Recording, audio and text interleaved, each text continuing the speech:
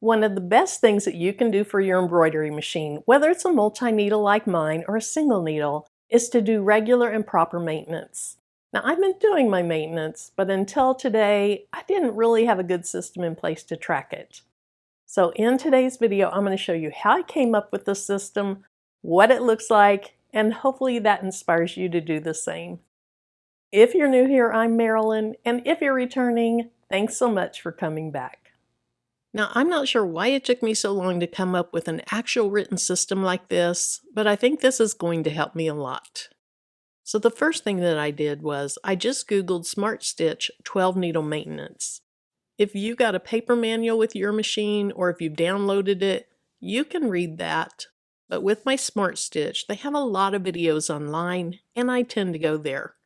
So here's the videos that it came up with. There's actually one up here, but I wanted to stay with Smartstitch videos. You can see this first one is for the 12 needle machine, and it's 3 minutes and 20 seconds. This one's also for the 12 needle machine, but it's shorter, and it leaves part of the content out that's in this video. And then this one is for the 15 needle machine. So I watched this video. While it was playing, I took notes. Here's the notes that I took. On this machine, you have 3 places where you oil it. You have 1 place where you spray lithium grease. And then with that 3-minute video that I watched, it talked about cleaning around the needle plate every 2 weeks. That's where you remove the top plate and the bottom plate, and you really get in there and do a good cleaning. Now, the video didn't talk about it, but I also wanted to have something where I could track when I replaced the various needles on my machine. So after that, I went ahead and I opened a spreadsheet. Now, Numbers comes free on a Mac computer, so I've been using it, but you can also use a Google Sheet if you have a Google account, and I'll show you where that is in just a minute. So here's what I came up with for my maintenance schedule. I wanted the thing that I had to do more often over here on the left. So you oil your rotary hook every 4 hours of operation.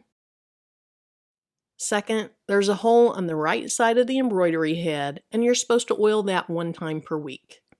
2 to 5 drops, and I would gauge that on how often I used the machine that last week. The third column shows how often you should oil the needle bar, and so you have a slot for each needle where you're also going to put 2 to 5 drops. This column is to remind me to grease the main shaft. You do that once a week. And then on the far right, that's that cleaning of the needle plate that I was talking about, where you actually take the top plate off and the bottom plate, and you do a really good deep cleaning. Since each of these things has a different time frame for when you do them, what I'm going to do is, every time I oil the rotary hook, I'm going to write the date here, and I'll just keep a running list of when I do that. I'll do the same here, so once a week when I oil this, I'll put the date down. Then I know when to do it again. For the needle bar, that's also once a week, as is greasing the main shaft.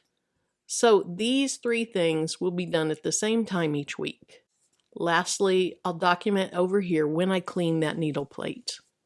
Now, of course, I'm going to clean in around the bobbin every time I put a new bobbin in, but this is for the deep cleaning. And I think I was able to fit about 30 rows on here.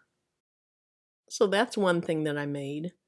And then I also made a spreadsheet so that I could see when I change what needle.